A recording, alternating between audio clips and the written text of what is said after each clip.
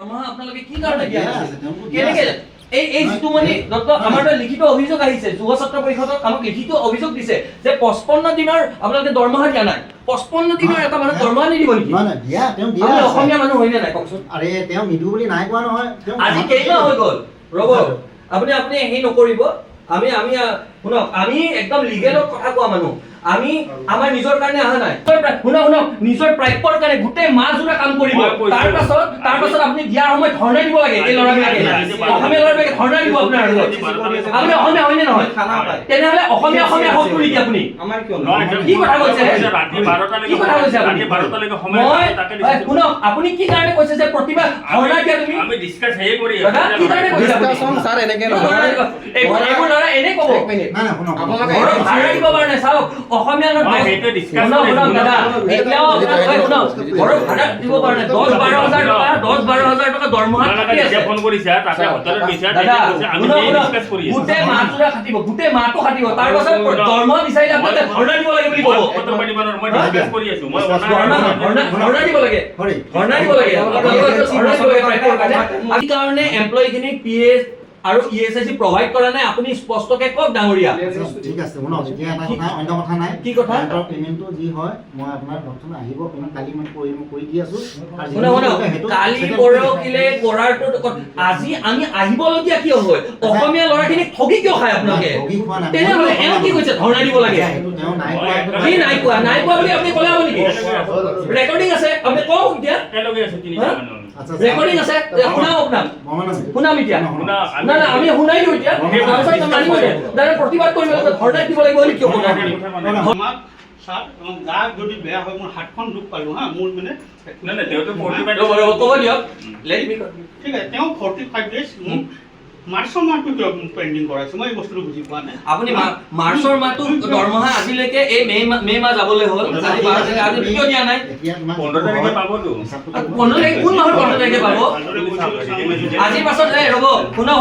এটা মই আপোনাক কথা কওঁ মাহটো গোটেই মাহটো কাম কৰাব এই কাইলৈকে এই ভিজিট বুলি এই ভাইটিজনকো আপোনালোকে কামত কৰাব আৰু এৰি দিব নাই চিধা কথা সেইটোৱে কথা কিবা এটা খুকুজা ওলাই গ'লে ওলাই দিব আপোনালোকে নাই চাওক এটা কথা শুনক বালিলৈ জিপাত সুগ্ৰীবলৈ সেই পাত আপোনালোকে হেনুকাই কৰে মানুহবিলাকৰ লগত তেওঁলোকে পিএফএসআই থাকিব লাগে কি কাৰণে নিদিয়ে আপোনালোকে পিএফএসআই কি কাৰণে নিদিয়ে এই মানুহজন যদি বেমাৰ হয় ইএসআইসিৰ থ্ৰুৰে তেওঁলোকে কিমান সুবিধা পায় আপোনালোকে কিয় নাই দাদা আপোনালোকে নিবিচাৰে সেইটো নিবিচাৰাৰ কথা নহয় সেইটো আপোনালোকৰ কোম্পানীৰ দায়িত্ব আপুনি যদি এটা এজেন্সি খুলিছে আপোনালোকৰ দায়িত্ব যে মানুহখিনিক পিএফ আৰু ইএসআইসি দি পেলাই অকণমান সুবিধা দিওঁ কৰি দিছে কিন্তু এই আৰে কি কাৰণে নিবিচাৰিব আপোনালোকে যে হাতত চুপ পাইছে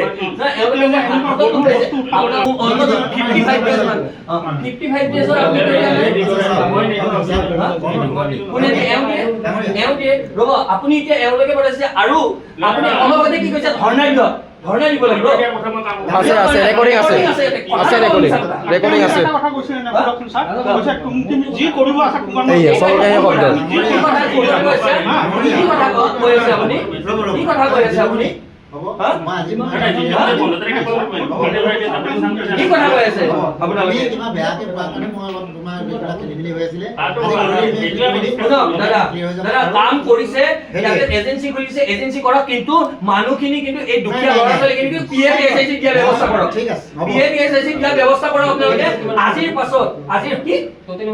টোটেল এমপ্লয়ি কিমান আছে আপোনালোকৰ নাই আমাৰ ইমান নাই আমি পিক মাৰিলে ওলাই যাব আপুনি মিছা কৈ লাভ নাই কওক এতিয়া মোক স্পষ্টকে সুধিছো আপুনি কোনটোতে কিমান 50 টা আছে 20টাৰ ওপৰত হলে এটা নিয়ম আছে আপুনি মাৰি চাওক আপুনি নেটতো মাৰি চাব গুগলতো চাওক 20টাৰ ওপৰত হলে আপুনি পিএফ ইএসআইসি আপুনি দিবই লাগিব আপোনাৰ 50টা আছে গম পাইছে এইটো হলে কি হৈছে নাই এইটো এটা ফাইন হ'ব আপোনালোকৰ ওপৰত আমি কি ক'ব লগিয়া ঘৰতে যেনেকে সপ্তাহত একো কামৰ মানুহ নহয় ডাইৰেক্টৰে কয় আমি কি ক'ম এইটো কথা এখানে নাম্বাৰটো ব্লক কৰি দিও আইছি নাম্বাৰটো ব্লক কৰিছি কি ক'ব এখানে মই পেছান নেদু কিতবা বুজো কামত আপোনালোকে এজেন্সি ধৰণে দিয়ে মই ফিজিক্যালি এই কোম্পানী এই শুনক এই ল'ৰাটো ফিজিক্যালি হ্যান্ডিক্যাপ এই ফিজিক্যালি হ্যান্ডিক্যাপ কাৰ্ড আছে এই ল'ৰাটো 40 দিনৰ দৰমহা এতিয়ালৈকে দিয়া নাই আপোনালোকে তাৰ পাছত এই 40 দিনৰ নহয় 5 মাহ আৰু আপুনি কৈছে এই ল'ৰাটো 5 মাহ হৈ গ'ল আপোনাৰ মই দিলেহে আমি দিও আৰে এইটো তেনেহ'লে এই সংস্থাত মোৰ এইটো চাওক ফিজিক্যালি হ্যান্ডিক্যাপ কাৰ্ড দিছে চাওক এইবোৰ চাওক এইবোৰ কি কাৰ্ড এই কাৰ্ডখন মোৰ তাত WhatsApp কৰি দিছে আৰু এটা কথা আপোনালোকৰ এই ল'ৰাবিলাক কৈ দিছে মানে ওলাই যাবা বুলি এই শুনক এটা কথা আপোনালোকে মোক এটা প্ৰশ্নৰ উত্তৰ দিয়ক আপোনালোকে এই ল'ৰাবিলাকক যেতিয়া আপোনালোকে নিয়োগ কৰে ইয়াতে যে এপইন্ট কৰে তেতিয়া কয় নেকি এইটো পইণ্ট যে পাৰ্টিয়ে দৰমহা দিলেহে কিন্তু তোমাক দৰমহা দিম কয় নেকি নকয় নহয় এতিয়াইতো কৈছে সেইটোতো নকয় এতিয়াইতো কৈছে আমিতো চাম নহয় এই মোক উত্তৰটো সহজভাৱে দিয়ক যদি কৈ যদি এওঁলোকে ক'ব মোৰ ক'বলগীয়া নাই আৰু যদি নকয় তেন্তে পইচা কেনেকে আনে আপুনি মাজুৰা কষ্ট কৰাৰ ফলত দিন ৰাতি একাকাৰ কৰি এই অসমীয়া ল'ৰাকেইটা কাম কৰিছে আপুনি পইচা দিব লাগিব প্ৰাপ্য দিব লাগিব পাৰ্টিৰ ওপৰতে মোক আজি লাগব মই কালি কোৱা মেডিকেল যাম খোলা কথা দাদাই ফোন কৰি পাই যাবা তুমি তো ডিউটি যোৱা আপুনি আপোনালোকে আৰু প্ৰেছাৰ এইকেইটা ল'ৰাক নিদিবই আপোনালোকক মই ক'লো এই কথাটো আৰু আপোনালোকে সেনেকে ডিউটি যোৱা আপোনাৰ কথা শুনি ললো মই আপোনাৰ কথা শুনি ললো আপোনাৰ কথা শুনি ললো আপোনাৰ কথা চব শুনি ললো এতিয়া আপোনালোকে ল'ৰাখিনি খটুৱাব আৰু ধৰ্ণা দিব লাগিব গম পাইছে ল'ৰাখিনি খটুৱাব আৰু ধৰ্ণা দিব লাগিব ন ঠিক আছে আপুনি য'ত য'ত যাব তাতে ধৰ্ণা ছাৰ মই আপোনাৰ ইণ্ডিক ছানৰাইজ চিকিউৰিটি এজেঞ্চিত কাম কৰিছিলোঁ যোৱা মাহৰ 21 তাৰিখে ৰিজাইন দিলোঁ দিয়াৰ বিনিময়ত তেওঁলোকে এতিয়া মোক 2 মাহৰ চেলাৰী দিয়া নাই আপুনি 2 মাহৰ চেলাৰী পাব লগা আছে 2 মাহ মানে 2 মাহৰ চেলাৰী আপোনালোকক আজিলৈকে দিয়া নাই আৰু যেতিয়া ছাৰ মই চেলাৰীটো সুধিব গৈছোঁ তেওঁ এজেঞ্চিৰ যিজন অপাৰেশ্যন মেনেজাৰ আহমেদ বুঢ়া ছাৰজনে তেখেতে ওলোটা আকৌ মোক ধমকি দিলে যে তুমি মোৰ ওপৰত যি কেছ কৰিব আছা কৰি লোৱা আৰু তুমি এতিয়া জ্বালাটো পাই থাকা জ্বালা দিয়া কথা জ্বালা দিয়া তোমাক কি কৈছে মোক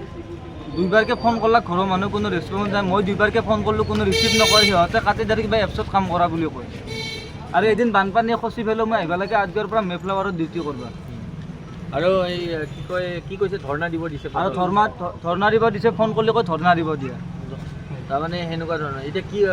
এতিয়া সেই গতিকে মই চুকুমাদাক মাতি আনিছোঁ চুকুমাদা এতিয়া আমাক তেখেতে একশ্যন ল'লে এতিয়া তেখেতে ব্যৱস্থাটো ল'লে হৈ যাব হ'ব আমাৰ অসমীয়া ল'ৰাক আমি কেতিয়াও এনেকৈ হেৰি কৰিব নিদিওঁ কোনোবাই আমাৰ অসমীয়া ল'ৰাক এনেকৈ ঠগাই খাব আমি কিন্তু এই কথাটো কোনো কাৰণে মানি আমি আপোনালোকৰ লগত আছোঁ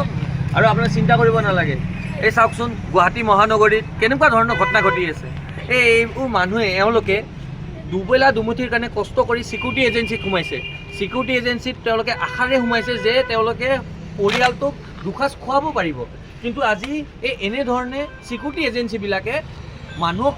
ঠগায় আজি এওঁ 2 মাহৰ দৰমহা পোৱা নাই তেওঁ 40 দিনৰ দৰমহা পোৱা নাই দৰমহা বিচাৰিলে কয় যে ধৰ্ণা দিয়া যি কৰা কৰি লোৱা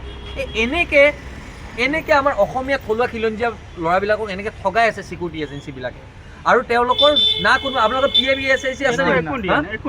PF ESIC নাই আৰু য'ত প্ৰতিষ্ঠানটোত প্ৰায় 50ৰ অধিক আছে 50জন মানুহ আছে এই চিকিউৰিটি এজেঞ্চিটোত ভাবক কেনেধৰণে এই থলুৱা আমাৰ অসমীয়া ল'ৰাবিলাকক এনেকৈ ঠগাই আছে এই চিকিউৰিটি এজেঞ্চিবিলাকে